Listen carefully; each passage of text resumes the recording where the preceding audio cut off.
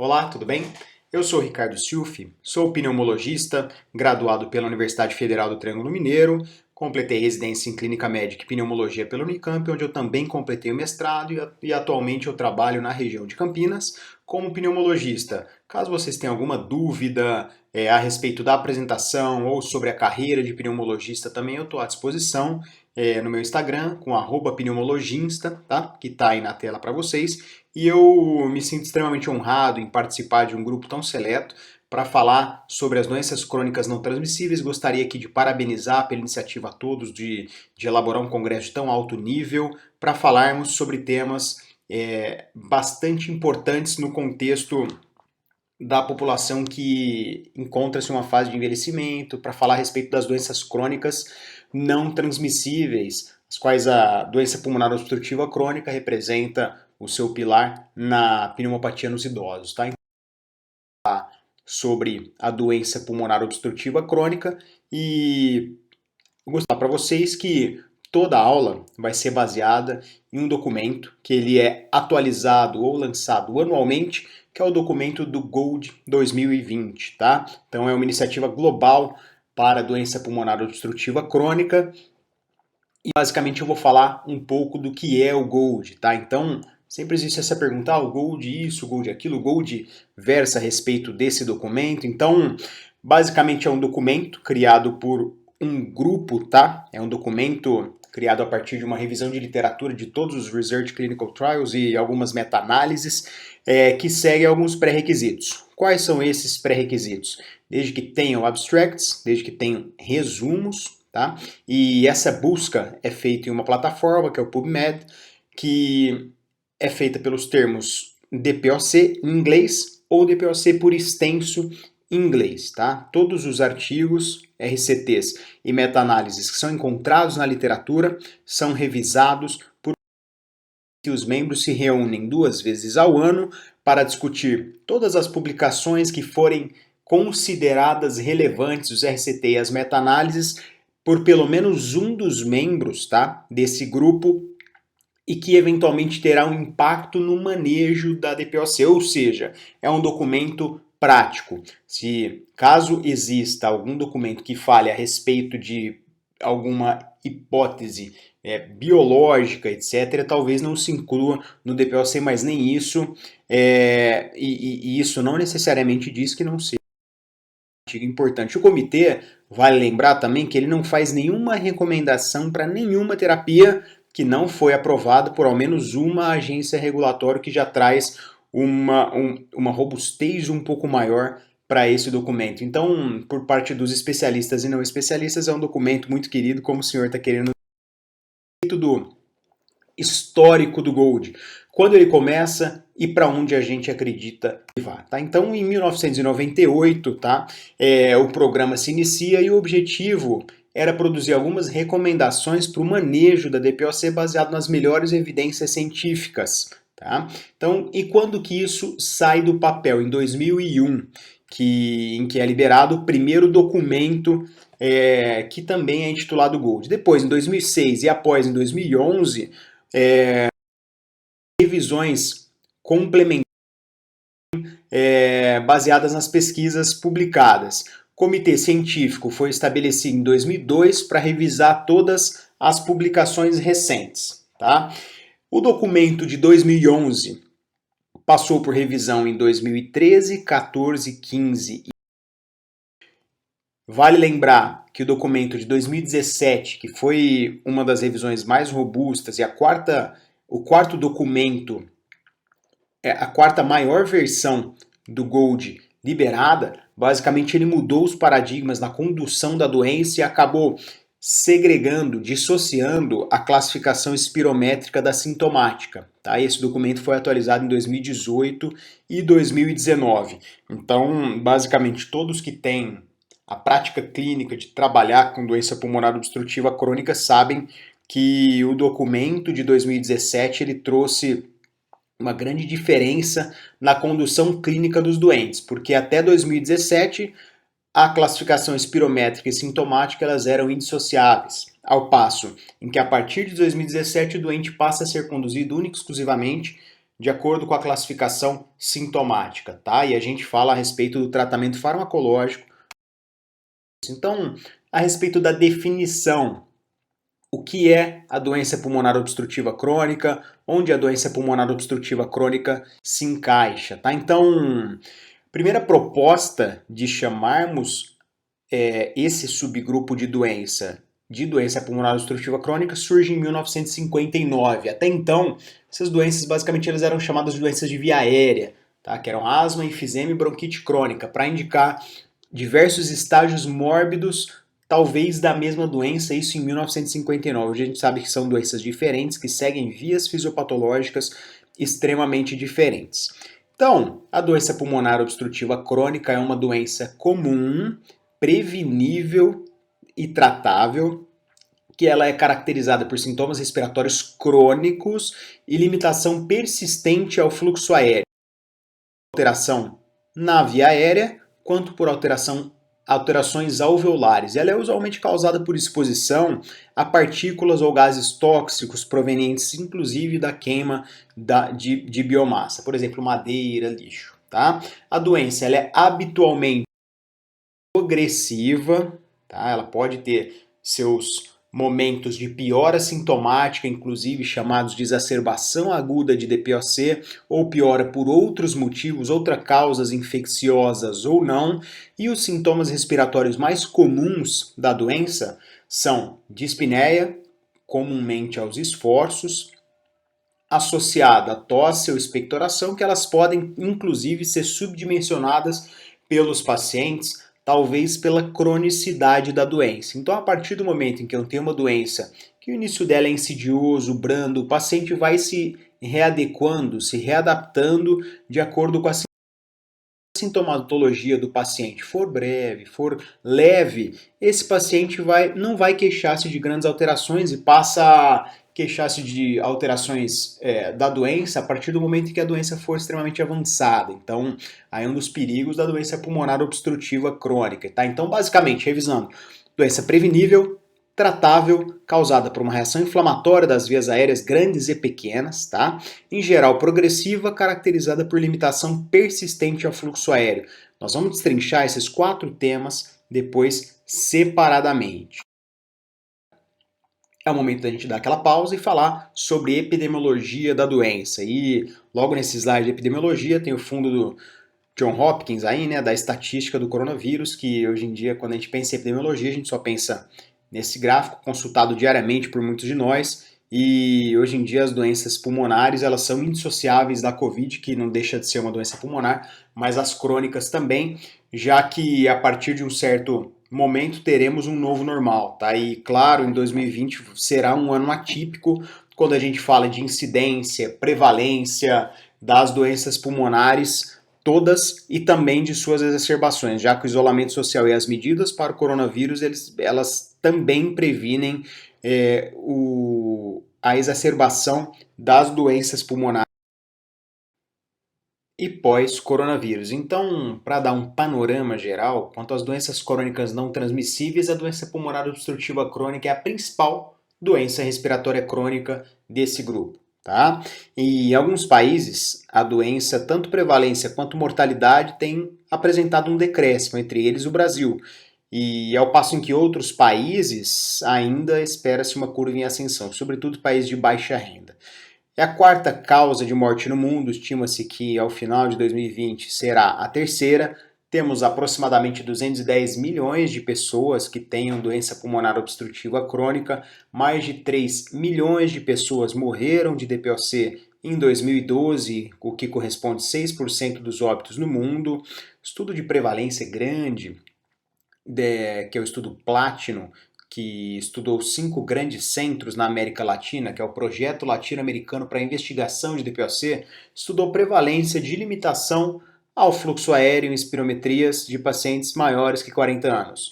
7,8% dos pacientes na Cidade do México tinham DPOC e 19,7% dos pacientes em Montevidéu tinham DPOC. Em São Paulo, aproximadamente 9%, com um decréscimo estimado nos anos em que o estudo foi realizado. A doença também tem um grande impacto econômico, vários dias de afastamento para funcionários, desde limitação ao esforço e atividades diárias até internações hospitalares. Então, quando a gente fala em prevalência, falamos do Platinum e o BOLD é uma iniciativa mundial que estuda vários centros.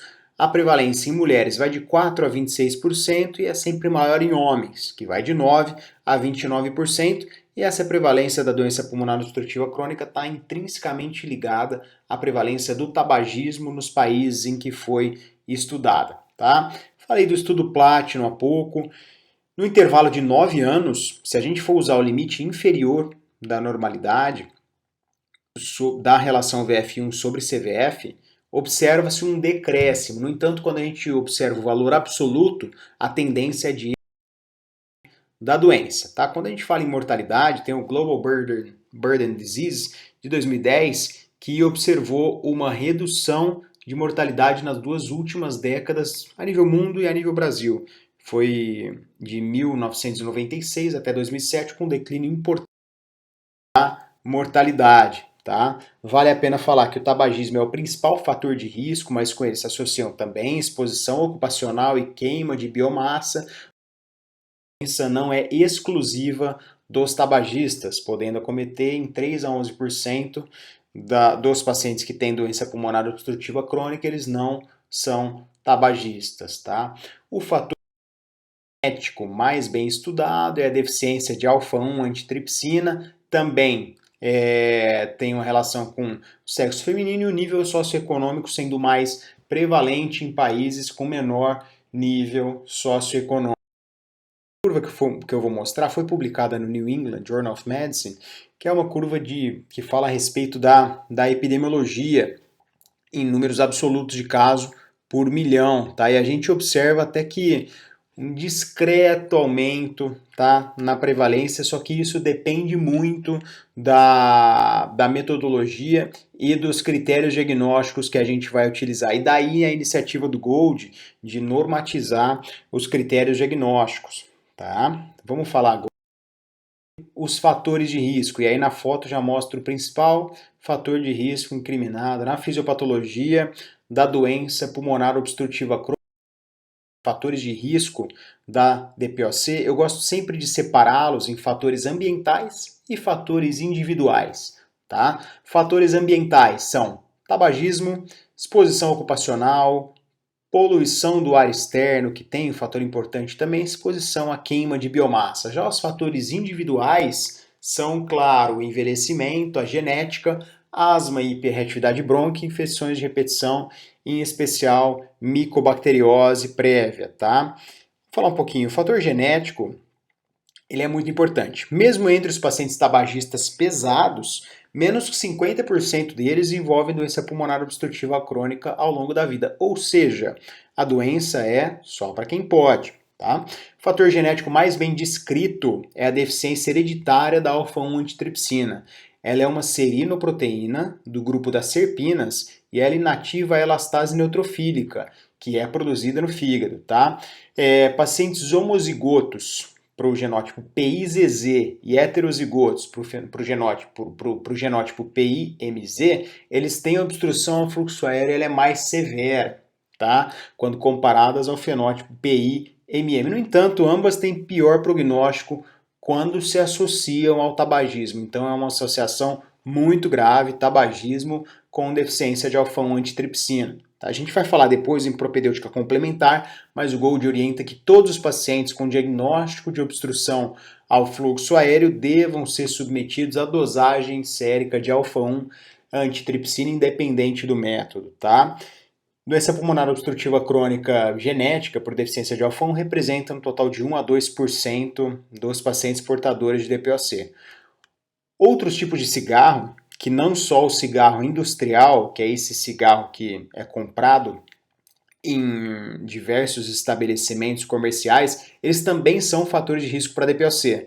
A exposição à fumaça de cigarro, que são os tabagistas passivos, tem até um termo em inglês, que são os Environmental Tobacco Smokers, ela também pode contribuir tanto com doença pulmonar obstrutiva crônica quanto com sintomas respiratórios sem obstrução ao fluxo aéreo, devendo sempre ser desestimulada em toda consulta. É uma queixa que eventualmente passa batido. A gente tem que nos educar cada vez mais a perguntar sobre hábitos tabágicos, sobre exposições ocupacionais, sobre exposição, tabagismo passivo. Temos que fazer uma anamnese e um interrogatório laboral desse paciente muito pormenorizado, porque eventualmente uma outra exposição pode passar batido. Tá? Então esses são os principais fatores de risco pulmonar obstrutiva crônica. Saltando agora para a fisiopatologia, vou falar para vocês de antemão que diversos mecanismos fisiopatológicos da doença pulmonar obstrutiva crônica ainda não são totalmente elucidados, tá? Eu fiz um diagrama aqui para gente, para falar que parece que toda a fisiopatogênese começa na exposição a partículas e gases tóxicos. Nós estamos falando agora da DPOC tabágica e por exposição, nós não estamos falando de deficiência de alfa-1 antitripsina. Isso leva tanto à liberação de radicais livres de oxigênio quanto ao prejuízo ao transporte mucociliar e quebra da barreira epitelial. Tá? E agora nós vamos parar aí. A inflamação observada no trato respiratório dos pacientes portadores de DPOC, ela parece ser diferente da resposta inflamatória normal mediante a outros agentes irritativos. E aí o mecanismo não é totalmente explicado. No entanto, pelo menos parcialmente, esse mecanismo aí, ele pode ser geneticamente explicado. Volto a lembrar que nós não estamos falando exclusivamente da alfa-1. O estresse oxidativo e o excesso de proteinases no pulmão e esse desbalanço entre sistema proteinase e antiproteinase também parece estar incriminado diretamente no desencadeamento de uma resposta inflamatória muito importante no pulmão. Tá? Por quê? Porque essa resposta inflamatória ela persiste mesmo após a cessação do tabagismo e acredita-se que tanto esse sistema proteinase, antiproteinase, quanto toda a microbiota pulmonar estejam envolvidas nesse processo. O estresse oxidativo, ele parece ser um mecanismo muito importante para amplificar a resposta inflamatória. Tá? O desbalanço do sistema protease, antiprotease que eu tinha falado um pouco antes, ele prejudica todo o tecido conectivo pulmonar, já que ele pode evoluir com a destruição da elastina, tá? Que é o maior componente do tecido conectivo de todo o parênquima pulmonar. E aí, com a extensão da inflamação, liberação de células pró-inflamatórias, liberação de neutrófilos, macrófagos e ativação de linfócitos TCD8, depois a gente vai falar um pouquinho melhor do mecanismo celular. Isso pode tanto levar à liberação de radicais livres de oxigênio, quanto à liberação de uma cascata inflamatória muito importante, levando o que a gente chama de dano tecidual. Tá? Com a extensão da inflamação, posso levar a fibrose, exudato na luz dos bronquíolos terminais e de pequenas vias, e isso se correlacionando muito à limitação ao fluxo aéreo proveniente do acelerado declínio do volume expiratório forçado no primeiro segundo e também aprisionamento aéreo, levando a hiperinsuflação exatamente aqui. Então, quando a gente fala em clusters de doença pulmonar obstrutiva crônica, antigamente falava-se muito, né, dessa diferenciação de bronquite crônica e enfisema. E é exatamente isso que eu estou falando para vocês. Então, seguindo aqui no braço direito do nosso gráfico, quando a gente fala em enfisema, temos principalmente a destruição dos septos interalveolares e qual é a essência dos espaços aéreos, que é exatamente aquilo que vocês veem nas tomografias, tá? Quando a gente fala no braço da bronquite crônica, é uma inflamação crônica das vias aéreas com hipersecreção de muco, fibrose subepitelial, com hipertrofia da musculatura lisa e neovascularização. Então, resumindo, resultado da exposição crônica a agentes nocivos ao pulmão, mediada por diversos tipos celulares e mediadores inflamatórios, vai levar ao desenvolvimento de alterações estruturais no pulmões em indivíduos fumantes com ou sem DPOC. Essas alterações elas podem aparecer nas grandes e pequenas vias. Quando a gente fala nas grandes e médias vias, nós estamos falando mais no fenótipo bronquítico crônico. Nas pequenas vias, principalmente nos espaços aéreos e alvéolos, nós estamos falando do paciente enfisematoso. Ambos vão cursar com obstrução heterogênea ao fluxo aéreo e isso vai levar à hipoxemia. Tá? Vale lembrar que incriminado também na fisiopatologia da doença, em casos em que eu tenho uma hipoxemia grave ou difusa ou regional, eu posso levar ao acometimento importante do sistema vascular pulmonar. Tá? Nós vamos sobre isso um pouquinho depois.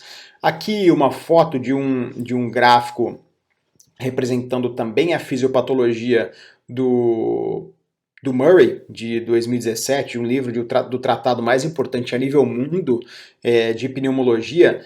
Eu gostaria de falar aqui do papel central do neutrófilo, tá? Ele tem um papel central na fisiopatologia da doença pulmonar obstrutiva crônica. As demais vias eu não vou explicar, que eu já falei um pouco no slide anterior, naquele diagrama e fluxograma que eu fiz previamente. Então eles secretam proteases que a gente chama de elastolíticas, que elas estão envolvidas na gênese do enfisema, tá? E no momento da exacerbação eu tenho um aumento importante dos neutrófilos, e é por isso que o doente que exacerba, ele eventualmente nunca volta ao seu... Aqui, nos próximos slides, tem umas figuras extremamente interessantes, tá? De um artigo da Nature de 2015, e essa ilustração aqui eu trouxe para vocês para mostrar que as pequenas vias são principal local de obstrução em indivíduos portadores de doença pulmonar obstrutiva crônica. Por quê? Porque não é pura e simplesmente a hipersecreção de muco, também não é pura e simplesmente a inflamação na mucosa e a fibrose, e também não é a hipertrofia da musculatura lisa, mas sim um compêndio disso tudo, tá? Então, os fatores que influenciam no tamanho da luz da via aérea, como a espessura da parede, a quantidade de muco, elas são determinantes para me falar o grau de limitação ao fluxo aéreo desse subgrupo de paciente. Então, a parede bronquiolar em indivíduos portadores de DPOC, ela mostra-se mais espessa que indivíduos não fumantes, por alterações tanto na espessura da musculatura lisa e nos elementos da matriz extracelular, e associada a tudo isso, eu tenho também uma hipersecreção de muco na luz dos bronquíolos. Então, talvez esse slide resuma muitas das coisas que a gente tenha que entender quando a gente fala em fisiopatologia da doença pulmonar obstrutiva.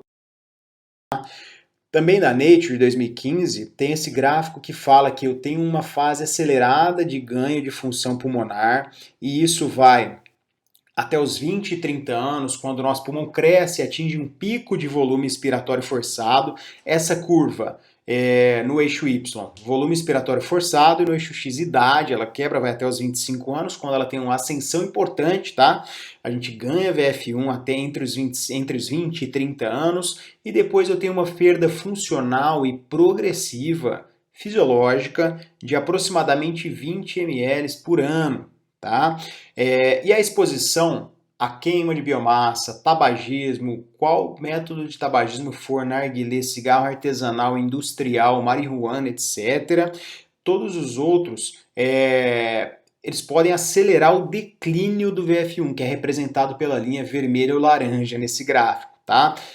As linhas azuis e verdes, elas são um declínio um declínio normal da função pulmonar, aproximadamente aqueles 20 ml por ano que eu havia falado. Tá? Isso não vai representar uma alteração espirométrica, ao passo em que uma perda funcional acelerada, sim, mas o paciente não necessariamente vai apresentar sintoma no momento inicial. Tá? Então, bastante interessante esse gráfico. Aqui também uma ilustração que fala a respeito da atividade do macrófago alveolar. Silf, mas o número de macrófagos alveolares não está aumentado no paciente portador de doença pulmonar obstrutiva crônica e no paciente tabagista? Sim, mas a gente sabe que o número aumentado não necessariamente representa uma atividade aumentada, tá? Então, o número de macrófagos ele está sim proporcionalmente aumentado de acordo com o grau de obstrução ao fluxo aéreo, de acordo com o grau de enfisema nesses pacientes. No entanto, eles têm uma capacidade reduzida de remover material apoptótico, de realizar fagocitose de bactérias, e é isso que essa ilustração quer dizer. Tal mecanismo da disfunção dos macrófagos na doença pulmonar obstrutiva crônica pode contribuir para o aumento de infecção respiratória e a não resolução do processo inflamatório, já que eu tenho uma deficiência apoptótica, tanto de materiais que estão ali no meio extracelular, quanto de micro-organismos, tá? Então esse é um mecanismo bastante interessante que explica a doença pulmonar obstrutiva crônica. E aqui eu mostro para vocês que na linha azul eu tenho um pulmão com envelhecimento normal, vai até os 20, 30 anos o ganho da função pulmonar, depois eu tenho uma perda de 20 ml por ano, ao passo em que várias situações, entre elas a doença pulmonar obstrutiva crônica, podem me levar a uma perda de VF1 mais intensa do que dos pacientes. Vale lembrar que a partir de uma certa idade eu tenho também uma destruição dos pneumócitos tipo 2, uma senescência pulmonar e eu posso ter o que o gráfico representa como enfisema senil. Essa imagem eu acho ela muito bonita, tá? Também do artigo da Nature de 2015, que ela ilustra muito bem o mecanismo fisiopatológico do que a gente na tomografia chama de aprisionamento aéreo, tá? E também fisiologicamente a gente chama de aprisionamento aéreo. Então, as duas vias aéreas acima, eu tenho uma via aérea inspirada, tá? Que é uma via de maior calibre. A partir do momento em que a pressão pleural torna-se um pouco mais positiva, para quê? Para que o gás alveolar saia. O que acontece? Em uma via aérea normal, a via do bronquíolo terminal, sim, ela diminui. No entanto, o gás sai normalmente. No entanto, em uma via aérea de um paciente portador de DPOC, na sua fase expirada, eu já tenho uma obstrução parcial na fase inspirada, ao passo que na fase expirada eu não vou conseguir retirar todo o ar alveolar. Por quê? Porque o bronquíolo terminal ele passa a ser obstruído tanto por hipertrofia da musculatura lisa quanto da camada média intimal e também por hipersecreção de muco na mucosa desses bronquíolos terminais, tá? Então, essa figura talvez represente um mecanismo fisiopatológico muito interessante, em especial do fenótipo bronquítico crônico, tá? Que é o paciente inflamado, que antigamente era aquele chamado de Blue Boulder, tá? Que é o paciente pletórico, usualmente obeso, tá? Então, gosto muito dessa figura, tenho ela em mente. Quando vocês forem interpretar uma tomografia de um paciente e aquilo pareça vidro fosco, observem a fase expirada dessa tomografia para ver se não é atenuação em mosaico ou air trapping. Muito interessante também esse fluxograma que fala a respeito do compartilhamento de algumas vias, em especial vias genéticas e epigenéticas, entre o DPOC e o câncer de pulmão. Não vou me ater muito a ela, tá? Mas isso talvez explique o aumento na incidência e prevalência de câncer de pulmão nos pacientes portadores de DPOC e nos pacientes tabagistas, em especial o SEC e o câncer de pequenas células, tá? O adenocarcinoma, normalmente ele não tem uma relação intrínseca com o tabaco, e também o carcinoma de grandes células não neuroendócrino, que não tem uma relação intrínseca também com o tabaco, tá? E o tabaco também, por incrível que pareça, parece ser um fator protetor em carcinoma neuroendócrino, não grandes células, por um mecanismo que a gente não entende.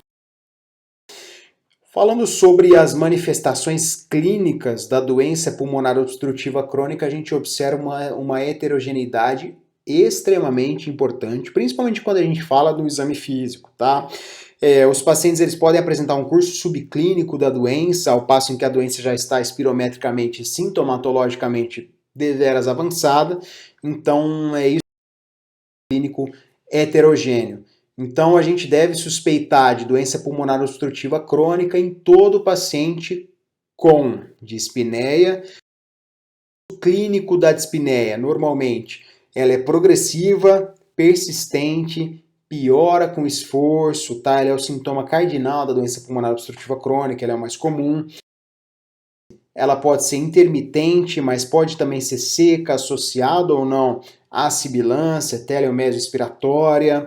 Ela pode estar presente normalmente em 30%, 40% dos pacientes, e ela comumente a expectoração. Então devemos considerar a DPOC sempre que o paciente apresentar tosse crônica produtiva com expectoração. No entanto, a gente tem que fazer sempre diagnóstico diferencial com outras causas de tosse crônica, primeiro passo, quando a gente está frente a um paciente portador de tosse crônica, aquela tosse que já passou por investigação e ela passa das 8 semanas, tá? De acordo com essa divisão de fase do European Respiratory Journal e do CHEST, a gente deve sempre suspender, claro, que em comum acordo, tanto com o endocrinologista quanto com o cardiologista, gliptinas e inibidor de enzima conversora de angiotensina, tá? Pela potencial liberação de bradicinina na via aérea e indução da tosse, tá? Então, 3 causas que a gente já observa na anamnese desse subgrupo de doente com tosse crônica é gliptina, IECA e tabagismo. Então, essas 3 causas elas devem ser prontamente estabelecidas para que a gente possa investigar as próximas causas de tosse crônica, tá? Que são 4 principais, entre elas asma, doença do refluxo gastroesofágico, bronquite eosinofílica não alérgica. Então, temos que fazer uma propedêutica adicional antes da gente falar que esse paciente tem outras causas de tosse ou tosse de origem determinada. No entanto, a doença pulmonar obstrutiva crônica ela já vem na espirometria e deve ser prontamente tratada quando esse paciente for. Deve também suspeitar de doença pulmonar obstrutiva crônica no paciente que cronicamente exacerba e não forma opacidade de repetição no radiograma de tórax, tá? Tem uma exposição ou ocupacional, ou paciente grande tabagista, tá? Aquele que fuma mais que 10, 20 maços ano, esse paciente deve ter um nível de suspeição aumentado para doença pulmonar obstrutiva crônica, tá? Então a gente pensa em DPOC quando o paciente tem uma exposição, o paciente tem dispneia, tosse, expectoração, exacerbações de repetição. Então sempre considerar o diagnóstico de DPOC. Depois eu fiz um diagrama para mostrar para vocês como a gente doença pulmonar obstrutiva crônica. O documento GOL de 2020, ele fala pouco a respeito do exame físico, tá? Por que ele fala pouco a respeito do exame físico? Por eu ter uma dissociação importante entre achados do exame físico e achados de gravidade da doença, tá? Então eu posso ter um paciente com uma obstrução grave ao fluxo aéreo, com o VF1 já baixo e talvez sem tantas alterações ao exame físico, ao passo em que o contrário, sim, é verdade. Então, como o documento é mais para fins diagnósticos de estratificação de risco e manejo do DPOC, ele traz essas poucas linhas a respeito do exame físico e, claro, não por isso ele está subestimando a importância do exame físico, mas sim ele está falando que é um pouco controverso e todo doente deve ser examinado sempre, principalmente pensando nas comorbidades. No documento ele fala sobre a baixa sensibilidade e baixa especificidade do exame físico para o diagnóstico de DPOC, tá? Em casos mais avançados eu tenho uma propedêutica mais exuberante, tá? Uma gama de sinais clínicos pode estar presente na DPOC, no entanto, a ausência deles não necessariamente exclui o diagnóstico de doença pulmonar obstrutiva crônica. Vale lembrar, falei no slide atrás, o doente que tem dispneia, tosse, expectoração, exacerba sempre, tem um histórico ocupacional ou de tabagismo, ou eventualmente um caráter genético, esse paciente deve ser prontamente investigado. A gente não deve esperar que surjam manifestações no exame físico para a gente considerar uma alteração ao exame físico. Eu vou ter ou propedêutica de hiperinsuflação pulmonar no paciente mais com cluster enfisematoso, que é aquele paciente que tem um tórax em tonel, um aumento do diâmetro anteroposterior do tórax, um tempo expiratório eventualmente aumentado, eu posso ou não ter presença de sibilância nesse subgrupo de doente. O tórax ele pode ser hipertimpânico a dígito percussão e eventualmente outros achados de outras comorbidades, ao passo em que o paciente também pode ter uma propedêutica, quando a gente fala das síndromes pleuropulmonares, né, de bronquite crônica. Tá? E quando a doença avança, quando a gente fala tanto do cluster de hiperinsuflação pulmonar quanto da bronquite crônica, quando a doença avança e a hipoxemia passa a ser mais grave nesse subgrupo de doentes, eu posso ter uma complicação também pela vasoconstricção hipoxêmica que a doença pulmonar obstrutiva crônica e também outras doenças parenquimatosas pulmonares leva, eu posso ter a hipertensão pulmonar. Tá? Se eu tiver presença de hipertensão pulmonar, eu vou ter todos os achados do exame físico de insuficiência ventricular direita, tá? Que vocês já sabem muito melhor que eu quais são. e esse doente já vai ter sim uma gravidade maior quando comparada ao paciente que não tem hipertensão pulmonar. Vale lembrar que essa hipertensão pulmonar é do grupo 3, que a gente chama que é secundária a doenças parenquimatosas pulmonares, e não existem evidências de que o tratamento específico para a hipertensão pulmonar tenha benefício, e sim o tratamento da doença de base, com a medicação inalatória para doentes que têm critério outro suporte ventilatório, como oxigenoterapia domiciliar prolongada ou ventilação em 2 níveis de pressão a nível domiciliar, tá? Claro, se esse doente for ambulatorial. Se ele estiver na vigência de uma exacerbação ou de uma internação hospitalar, o tratamento deve ser conduzido para... Aqui eu faço um apelo a vocês, a gente tem que tomar bastante cuidado com o termo DPOC presumido, já que para eu ter um paciente que tem um tórax com aumento do diâmetro anteroposterior, paciente francamente hiperinsuflado, a literatura chama de DPOC presumido o paciente que não tem prova de função pulmonar, no entanto, o clínico julgou que ele tem doença pulmonar obstrutiva crônica, no entanto, alguns estudos de correlação mostram que talvez isso não tenha uma correlação muito importante. Tem um estudo interessante no Hospital dos Veteranos de Guerra, Estados Unidos, que versa a respeito do termo DPOC presumido e busca todas as fichas em que os doentes foram de alta com CID de doença pulmonar obstrutiva crônica, e tem uma correlação aproximada de aproximadamente 50%, tá? Entre o clínico achar que ele tem doença pulmonar obstrutiva crônica e ele de fato ter doença pulmonar obstrutiva crônica com obstrução fixa ao fluxo aéreo na espirometria no período pós-alta, tá? Então, essa correlação a gente sabe que existe, mas ela não é tão forte a ponto de poder me indicar uma terapia broncodilatadora guiada para o paciente portador de DPOC, tá? Então, idealmente o diagnóstico requer prova de função pulmonar, que a gente vai falar. Aqui eu gostaria de falar sobre os exames complementares, tá? A pedra angular para o diagnóstico de doença pulmonar obstrutiva crônica, sim, é a prova de função pulmonar, tá? Que a espirometria, ela deve sempre ser realizada, a não ser que tenha contraindicações absolutas pré e pós broncodilatador, tá? Aqui vai o meu apelo para todos que fazem espirometria, técnicos de espirometria, ou trabalham com espirometria, ou então tem contato com alguém que tem espirometria, que para fins diagnósticos, a espirometria sim tem que ser pré e pós broncodilatador, por mais que ela demore um pouco mais que a espirometria sem broncodilatador, tá? E aqui também eu vou falar sobre exames de imagem, tanto radiograma de tórax quanto tomografia computadorizada de tórax, em especial a técnica de alta resolução, tá? Quanto à espirometria, é inevitável a gente falar hoje sobre uma aula de doenças respiratórias e não entrar no assunto Covid, eu tenho evitado até então, mas as espirometrias elas estão suspensas por hora, em força da pandemia aí, tá? Por força da pandemia elas estão suspensas, por quê? Porque por mais que você tenha hábito de higiene, faça a higiene das mãos, não leve as mãos aos olhos, coloque a sua técnica de espirometria, ou profissional que faz a espirometria, use a máscara PFF2 ou eventualmente N95, o quarto, tenha pressão negativa, passa a ser muito difícil o controle da doença, já que os modos de transmissão ainda estão sendo estudados, mas sim pode ser transmitido por aerossóis que estão em suspensão no ar, tá? Então é muito difícil a gente falar em espirometria hoje e saber que esse exame está suspenso e ele é a pedra angular no diagnóstico dos pacientes com suspeita de doença pulmonar obstrutiva crônica pela clínica e pela história, pela anamnese, tá? E pela também sua exposição ocupacional ou ao tabaco, tá?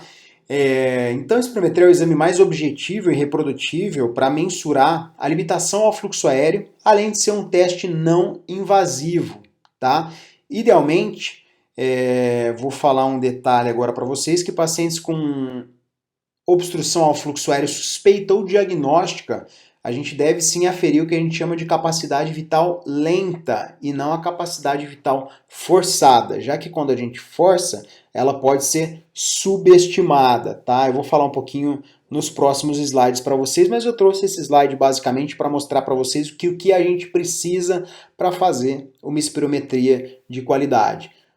Uma técnica de espirometria devidamente graduada pela Sociedade Brasileira de Pneumologia e Fisiologia, um espirômetro que está em cima à esquerda, um clipe nasal no meio abaixo, à direita, um devido aparato técnico para a gente poder imprimir, reproduzir, salvar essas espirometrias, acima, um calibrador, a espirometria deve ser sempre calibrada, tá, no momento de começar os exames, e no meio, acima, beta 2 agonista de curta duração. A gente vai falar um pouco depois sobre farmacologia na doença pulmonar obstrutiva crônica. No entanto, 4 jatos ou 400 microgramas de salbutamol, e esse dispositivo inalatório é o dispositivo aerossol dosimetrado, né, que é o DPI, e ele é preferencialmente o dispositivo e a droga utilizadas na realização de espirometrias ou prova de função pulmonar. Tá?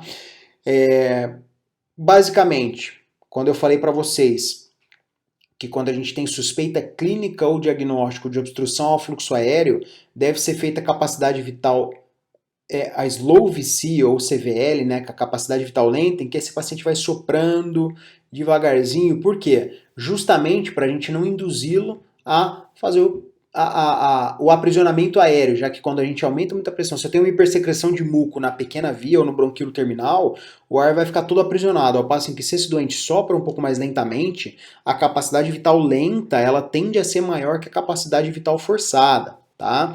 Então, aí à direita no nosso slide, eu vou definir para vocês distúrbio ventilatório obstrutivo. À direita eu tenho uma curva fluxo por volume, em que mostra que na fase expiratória, que é essa fase que está acima, a curva, habitualmente, ela tem esse formato côncavo, tá?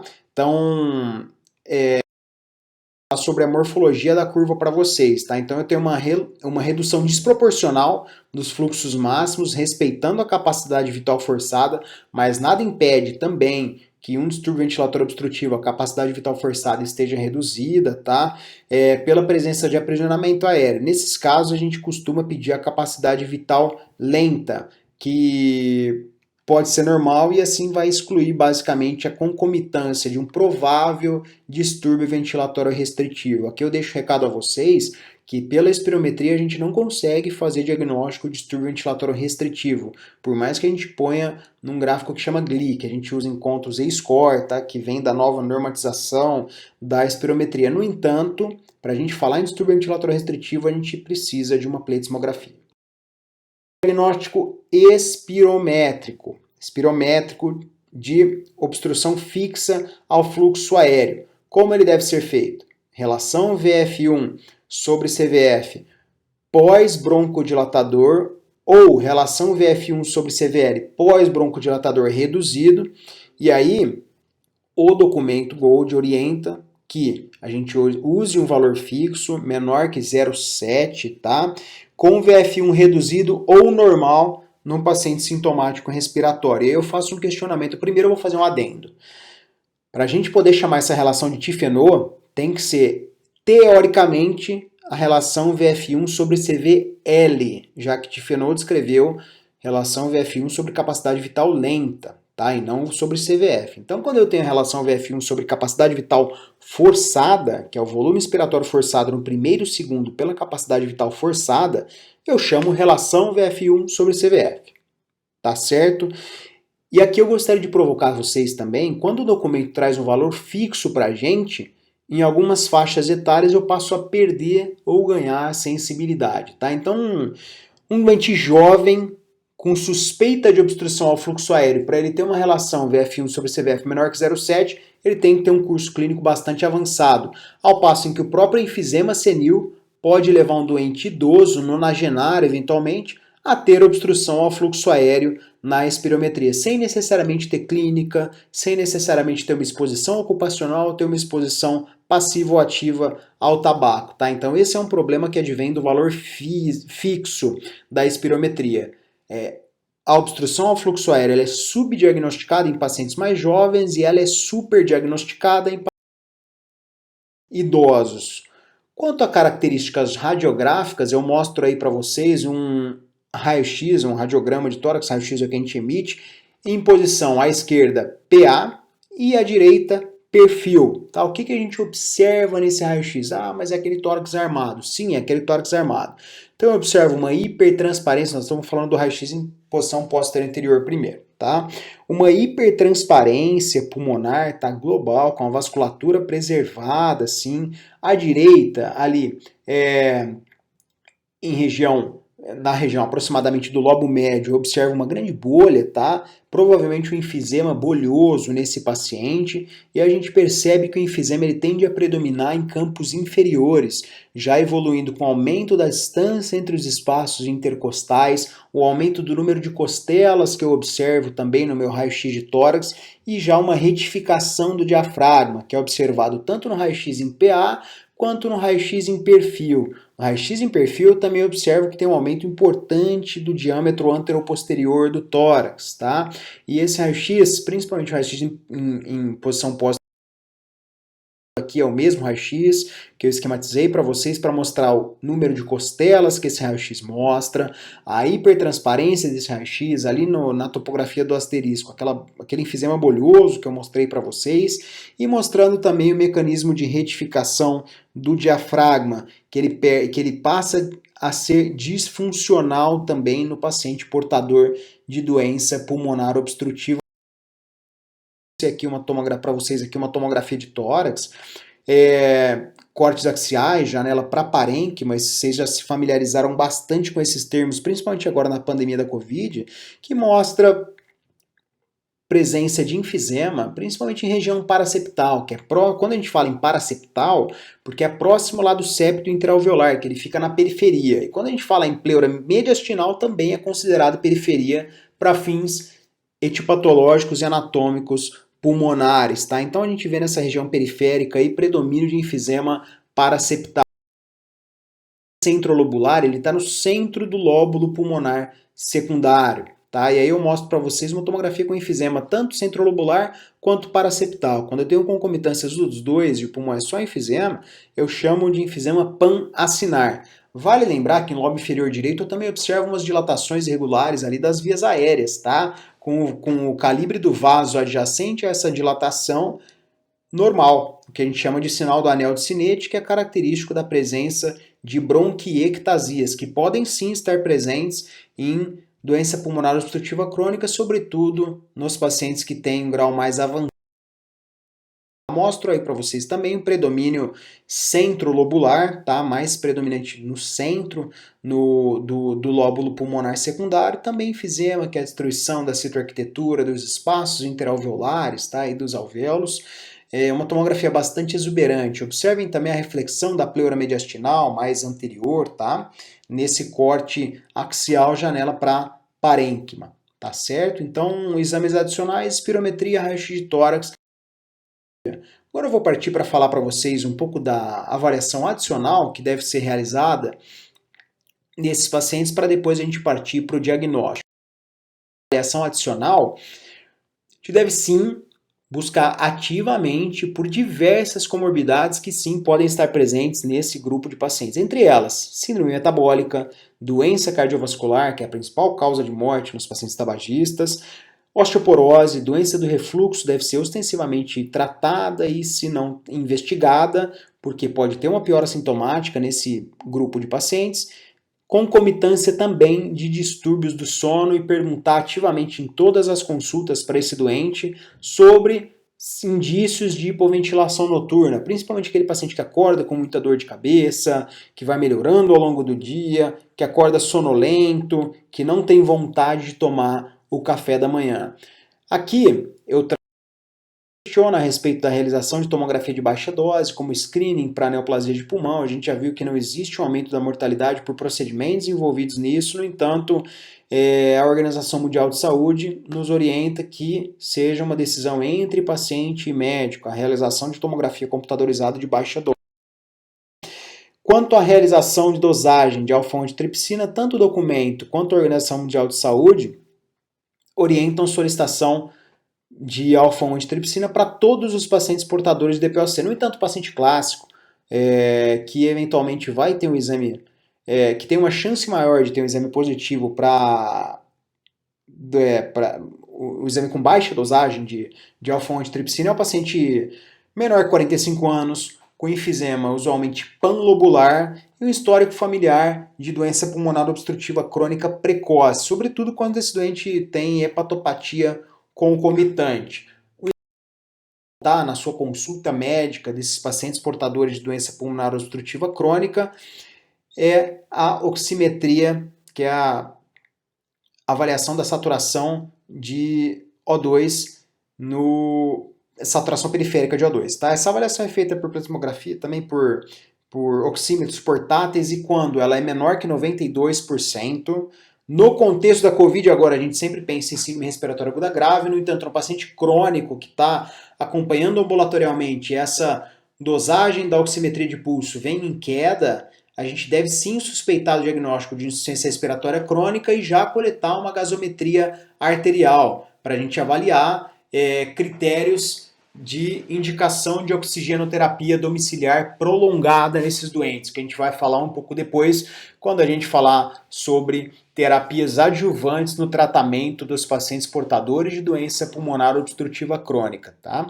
Então, muito obrigado a todos pelo convite. A gente volta no segundo bloco para falar sobre diagnóstico e estratégias terapêuticas nesse subgrupo de doente, e falar também sobre alguns artigos interessantes que eu julgo que sejam importantes para todos que conduzem esses pacientes portadores de doença pulmonar obstrutiva crônica, sobretudo na atenção básica e no contexto da medicina da família e comunidade. Então, muito obrigado a todos pelo convite, é sempre uma honra estar presente.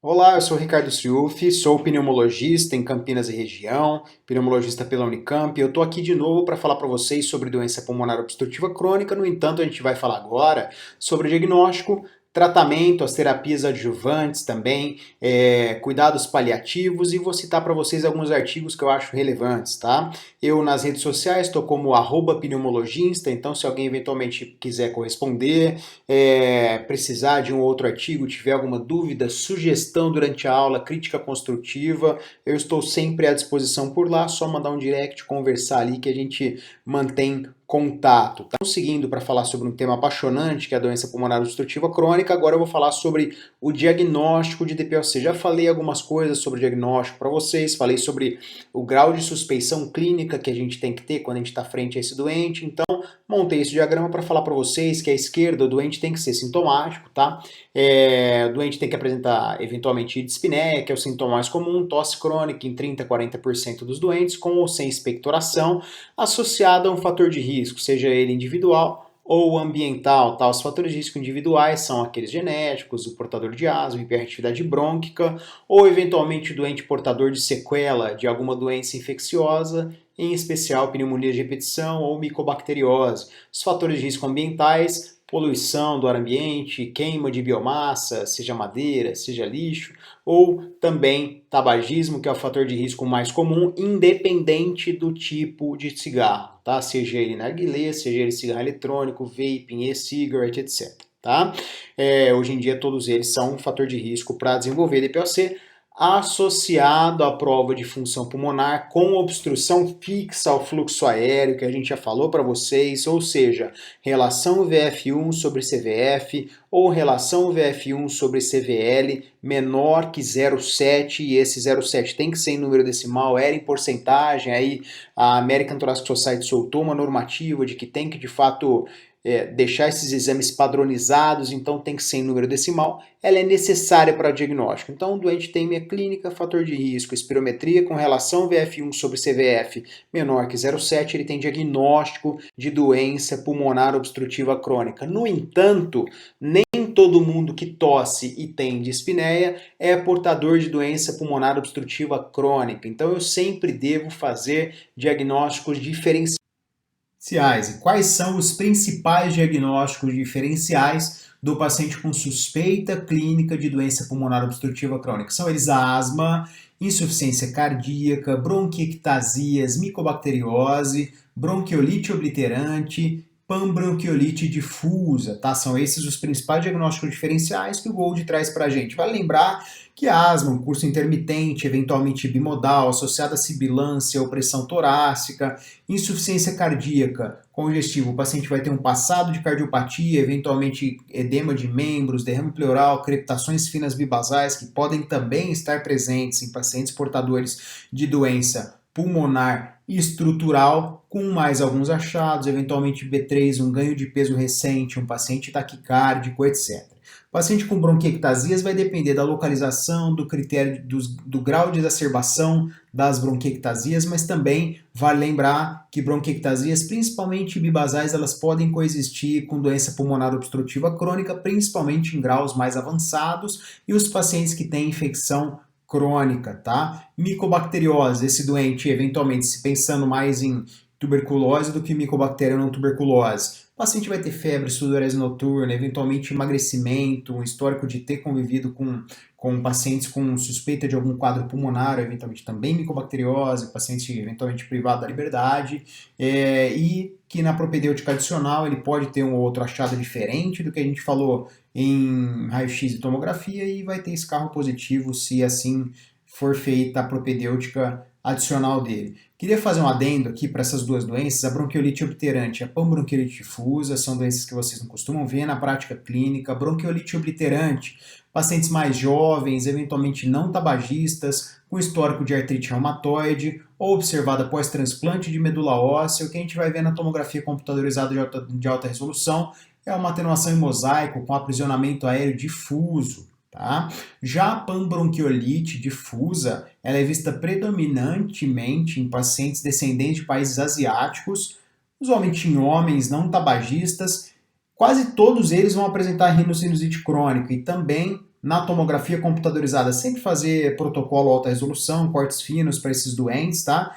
Pequenas opacidades nodulares centrolobulares associadas à hiperinsuflação. Então, dois diagnósticos diferenciais um pouco mais difíceis aí quando a gente fala em doença pulmonar obstrutiva crônica. Agora, gostaria de falar para vocês talvez da parte mais difícil aí é a gente estratificar o risco desse doente, a gente clinicamente avaliá-lo como um doente portador de doença pulmonar obstrutiva crônica, acessar o risco dele, porque é o risco que vai me ditar o tratamento. Então aqui talvez a parte mais importante da nossa aula, tá? O Gold, na edição de 2020, ele traz principalmente alguns pontos que o diferenciam da edição de 2019. Ele refina o uso do tratamento não farmacológico, informa sobre o papel dos eosinófilos como biomarcador para a gente indicar corticosteroide inalatório, ele escreve diagnósticos alternativos relevantes, tá? Esclarece sobre a exacerbação e quanto à questão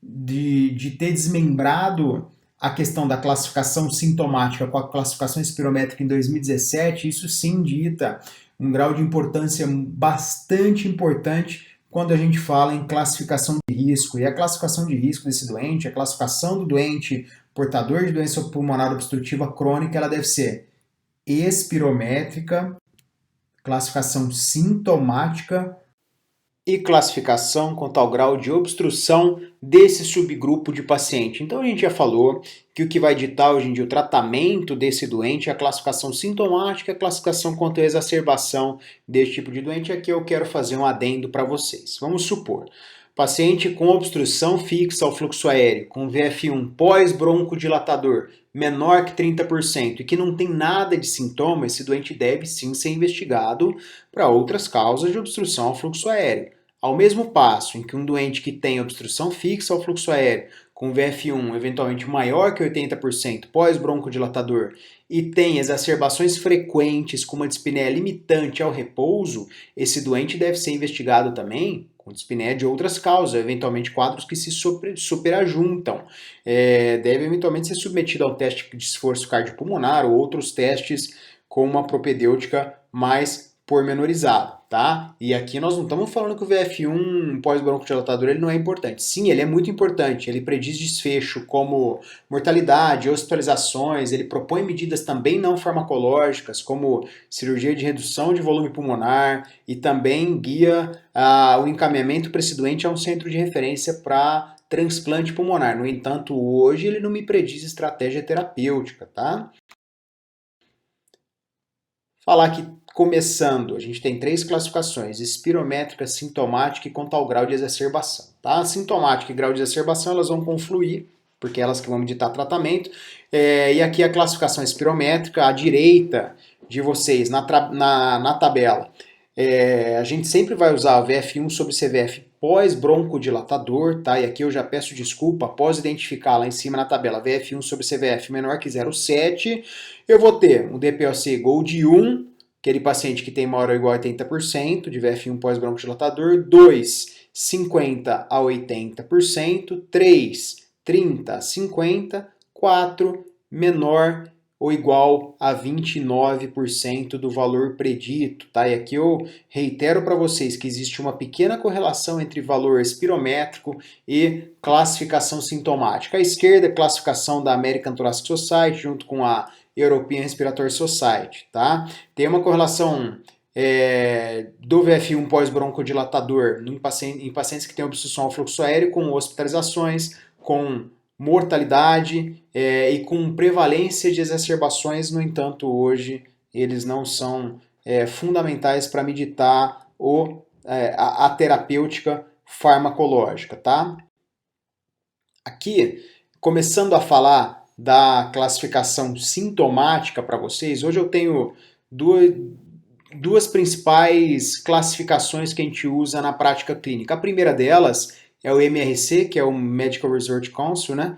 Que é uma classificação que vai de 0 a 4 e é considerada uma variação significativa quando ela é maior ou igual a 1 ponto. Ela é um preditor de mortalidade, foi escrita por Fletcher no BMJ em 1960, tá? No entanto, ela leva em conta única e exclusivamente a dispneia, e o paciente portador de DPOC, ele tem vários outros acometimentos que não única e exclusivamente a dispneia. E esse portador, como ele tem mais coisa que dispneia, pensando nisso, foi criado o St. George Respiratory Questionnaire, que é um questionário muito mais para fins científicos hoje em dia, ele não tem tanta aplicabilidade clínica, e dele derivou o CAT Score, tá? Que está aí abaixo, que é um score, que é o COPD Assessment Test, que vai de 0 a 40, ele tem 8 perguntas, que vão de 0 a 5 pontos, e é considerado uma variação significativa maior ou igual a 2 pontos, foi escrito por Jones em 2009 e publicado no European Respiratory Journal. O paciente desses 0 a 5 pontos, o paciente que pontua 0, ele é assintomático, o paciente que pontua 5 pontos na determinada pergunta, ele é extremamente sintomático, tá? Então, quando a gente fala de Medical Research Council, do MRC, é considerado grave o paciente com MRC maior que 1, ao passo em que quando a gente fala do CAT Score, o corte passa a ser 10 pontos, tá? Então aqui o MRC, vou ler para vocês, vai de 0 a 4, exercício físico intenso, 0 pontos, 1, dispneia quando apresso, passo ou subo escadas ou ladeiras, e 2, e aí a pedra angular para vocês perguntarem na consulta, preciso parar algumas vezes quando ando no meu passo. Então perguntar para o paciente, quando você está andando no seu passo, sente falta de ar? Precisa parar? Sim, então ele já sobe. Tá? Ele já vai para o 2. Não, ele vai ser o 1, né? Já que ele vai ter dispneia aos esforços. Então tem algumas perguntas-chave que a gente tem que fazer durante a consulta. Tá? E vale lembrar que ele precisa parar por dispneia e não eventualmente por claudicação intermitente ou outras queixas. Tá? 3. Preciso parar várias vezes ao andar cerca de 100 metros ou poucos minutos de caminhada no plano. Tá? 4. Sinto falta de ar que não saio de casa ou preciso de ajuda para vestir, tomar banho, aquele ao repouso ou mínimos esforços, tá? Então aqui a gente falou do MRC. Já o CAT Score, falei para vocês, né, que foi publicado em 2009 por Jones no European Respiratory Journal, tem algumas perguntas que falam a respeito de várias outras coisas que não única e exclusivamente a dispneia. Então ele leva em conta tosse, expectoração, opressão torácica, leva em conta também dispneia, limitação das atividades de casa, se o paciente se sente confiante para sair de casa mesmo com doença pulmonar, a questão da qualidade do sono leva em conta também, e quanto de energia o paciente tem, que é uma das perguntas mais subjetivas aí do CAT Score, que é o COPD Assessment Test, tá? Que é bastante importante, é considerado paciente com limitação, paciente que tem mais que 10 pontos, tá? E é considerado uma variação significativa, aí já excluída a variabilidade interexaminador maior ou igual a 2 pontos no CAT score, tá? Isso sim medita alterações terapêuticas. E aqui é uma tabela combinada, né, para a gente poder fazer a classificação do nosso doente. Se eu tiver só a espirometria, não tiver o doente, a história clínica e quanto à exacerbação, eu vou fazer uma classificação que é a classificação numérica. Tá? Agora, aquela classificação das letras, sim, é a classificação sintomática. Então, lá em cima à esquerda, espirometria, confirmou o diagnóstico, eu tenho VF1 sobre CVF pós-broncodilatador menor que 0,7, aí eu vou acessar o grau de limitação ao fluxo aéreo desse doente com o quê? Com volume expiratório forçado no primeiro segundo pós-broncodilatador, tá?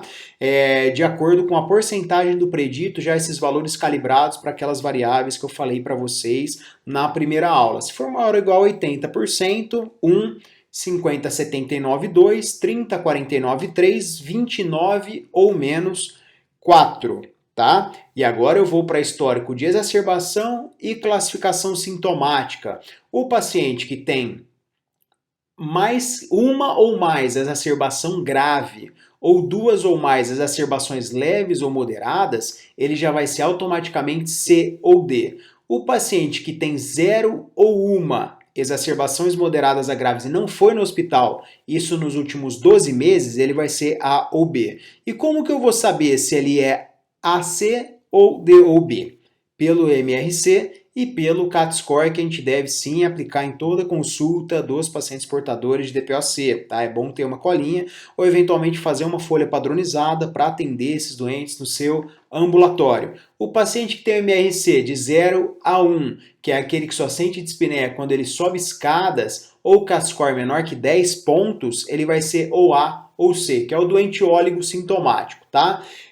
Já o doente que é um pouco mais grave, que tem MRC maior ou igual a 2, CAT score maior ou igual a 10, é o doente que vai figurar entre os B e D. Vou dar dois exemplos para vocês, tá? O doente que não exacerbou nos últimos 12 meses e ele tem dispneia só quando ele sobe escadas e ele está basicamente assintomático com CAT score de 5 pontos. Ele vai ser Gold A, tá? Não dá para eu falar que ele tem a classificação espirométrica porque eu não passei para vocês. No entanto, o doente que tem obstrução ao fluxo aéreo confirmado, VF1 pós-broncodilatador de 55 pontos, tá? Um Gold 2. No entanto, ano passado ele internou 2 vezes por exacerbação aguda de DPOC, tá?